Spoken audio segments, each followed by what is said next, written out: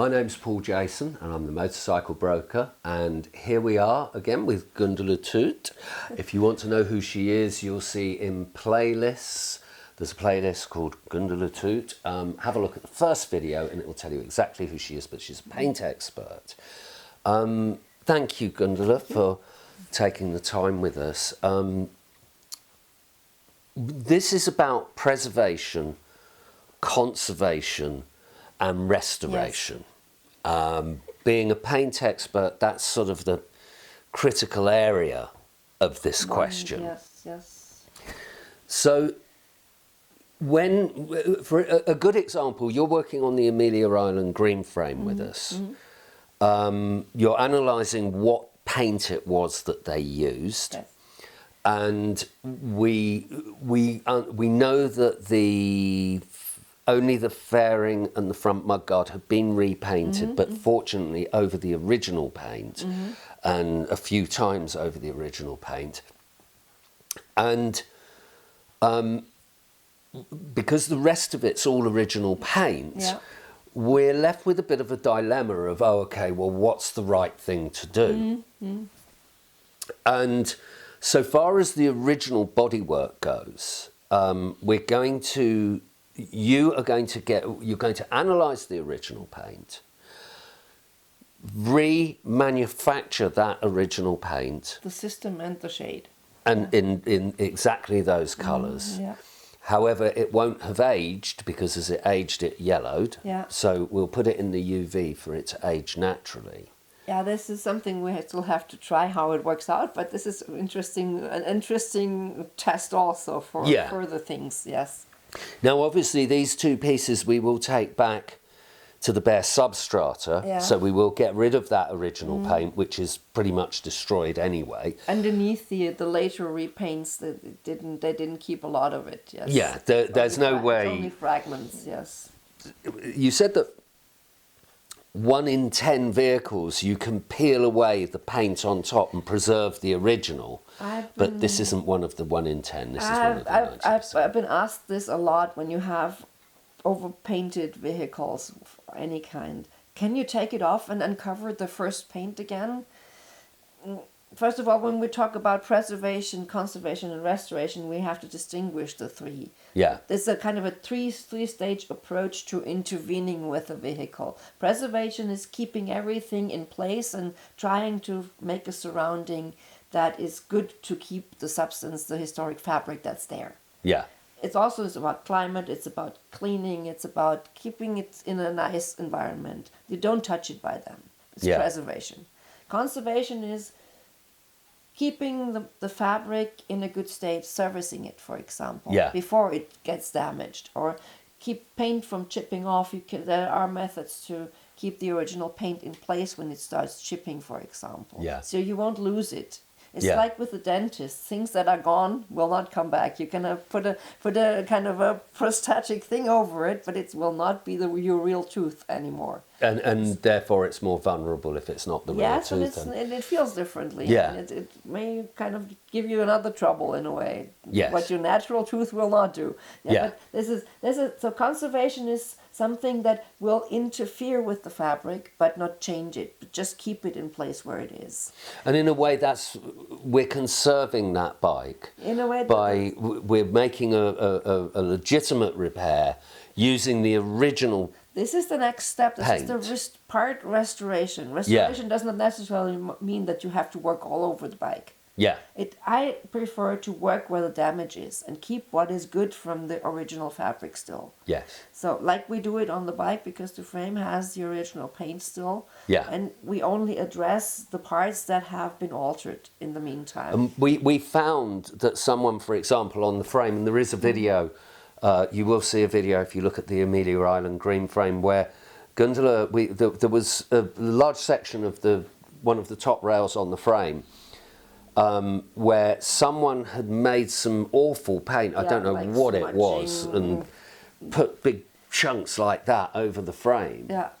And you removed that very carefully to reveal the original paint under the frame, so we don't have to paint it. It looked awful, but now it's gone. Now it's gone, and without having to put something on top of it, just going down to the original. In this case, it was possible. Yeah. But for the other parts that have been heavily worked on, like the mud guards and everything like that, they sanded it before they painted it in large areas. So there's a little bit of something original underneath, but nothing that is worth or possible to uncover in a reasonable way to show it afterwards. So this is the problem you talked about before. In 1 in 10 cases, it's really possible to uncover the first paint. Yeah.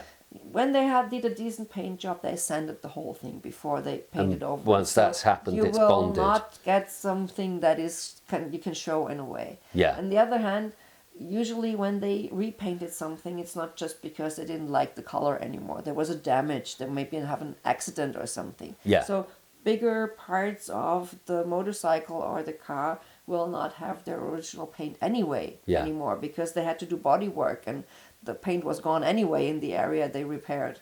So. What's interesting, we couldn't find any damage on these parts. There appears to be no damage, and what we did find is that someone at one point had painted the fairing black. Yes. Yeah. So they wanted it black and silver because they thought it looked better, because the bike wasn't worth a lot of money back then. This was not showing it's a Ducati green frame. It was about it's a bike, and I like better, so green whatever. But only on the fairing. Yeah. They hadn't done it on the rest, and they had repainted the front mudguard in the same way. Yeah. And then afterwards they'd scored it up again and they painted the whole fairing and front mudguard silver. Yeah.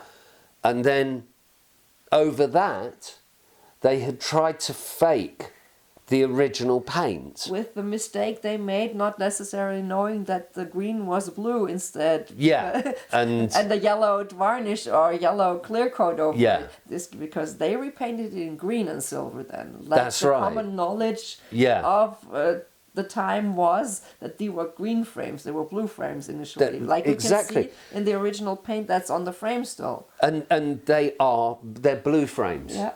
But someone who was either colourblind, a bit colourblind, or because we all perceive colour differently, and perceived it as green, it's actually a turquoise, or it had yellowed and turned it green, had gone, oh, it's a green frame, and that name stuck. This is it, and I saw that on a pre-war silver race bike also that had a clear coat, an early clear coat, which at the time it yellowed very fast, this clear coat.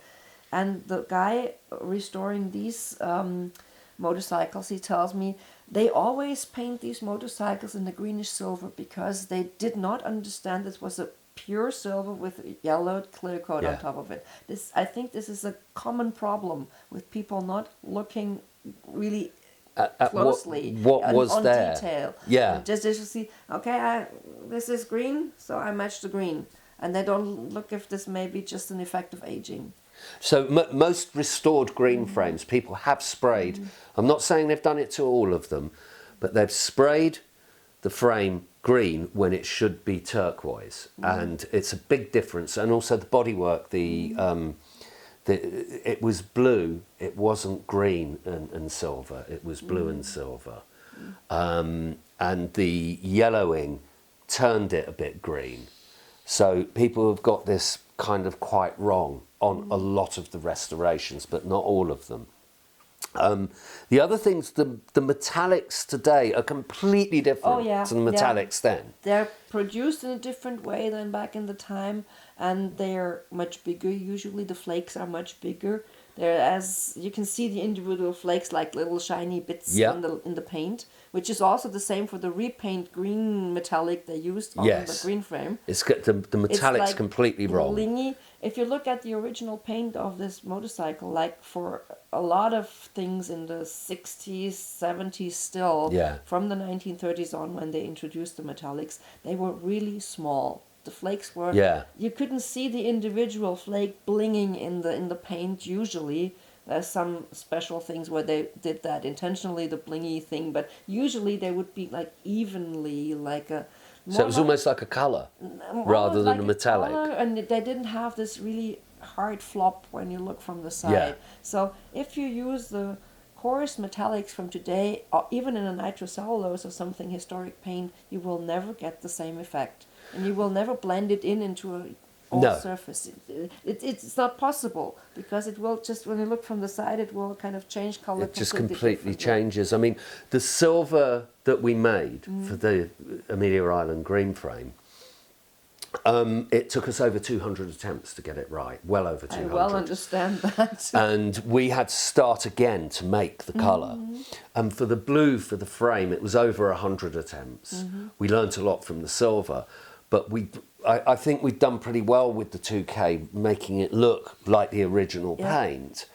But also Gundula is going to make, once we understand what the paint is, the original paint, paint system and the correct colour, so that the fairing and the front mudguard can be repainted in factory paint and allowed to age.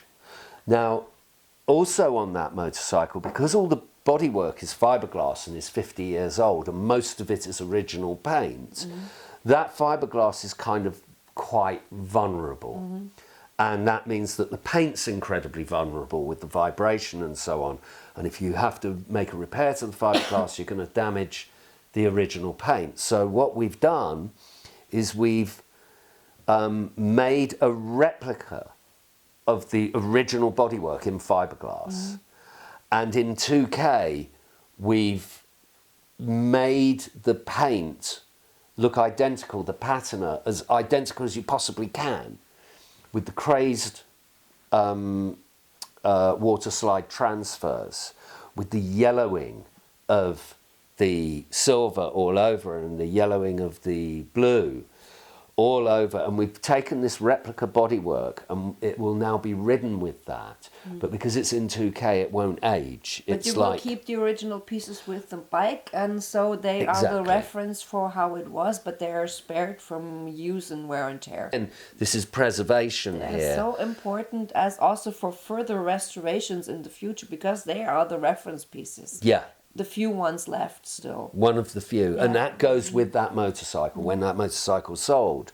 So we've preserved the motorcycle, we've conserved where the original bodywork is at, and we've recreated. And you keep it in working condition. And we keep it, it will be ridden. Yeah. One of the worst things is not, it's the same with classic cars, isn't it? They just die. They need a fourth dimension, which is movement. Yes. This is part of the thing from the beginning. Of course, you have to be careful, and you may not kind of overdo it, but you have to exercise your horse every now and then. Exactly. And it is good for the horse. And we were talking about the granny analogy, weren't we? Yeah. Where your granny wants to go and walk with you. Yeah. She does not want to run a marathon with you. So obviously these machines, you actually, once you can get them hot, you can ride them fairly hard, but you're not really going to be putting your knee down and going on the limits of the tires. It's also about maybe racing, because racing also keeps the danger of destroying the thing. Yeah. You have to balance this. Of course, it's good to have it in its natural surrounding. Yeah. But maybe you don't have to take it to the limit and you can parade it, you know. Or demonstration laps, or maybe even go for, but you don't have to have your full ego in it and race it into you don't go up against Kenny Roberts. Oh, and the other thing as well is, going back to the granny analogy, you would not tie your granny you would not tie your sounded a bit suspect. You would not tie your granny to a chair for 25 years and say, don't move, and because she will deteriorate. She would deteriorate. And it's the same with these vehicles. You have to find the right balance and keep them alive. And this is at least what I propose to do. Yes. And some of the biggest collectors in the world, that's what they do. Yes. There's even museums. You know, a lot of transport museums have a schedule to how many miles you should put on some of their vehicles to kind of get the oil everywhere, to kind of keep it moving, exercise it, not overdo it, but they have schedules and lists how to do that. Yes. Yeah. And that is, you've heard it here. Ride the bikes, please. Responsibly ride. Responsibly ride them and have fun. But wasn't it all about fun that we got involved in this? Have fun with them. Yeah. Well, thank you for listening. My name's Paul Jason. I'm the motorcycle broker, and this is Gundula Tutt. Thank you.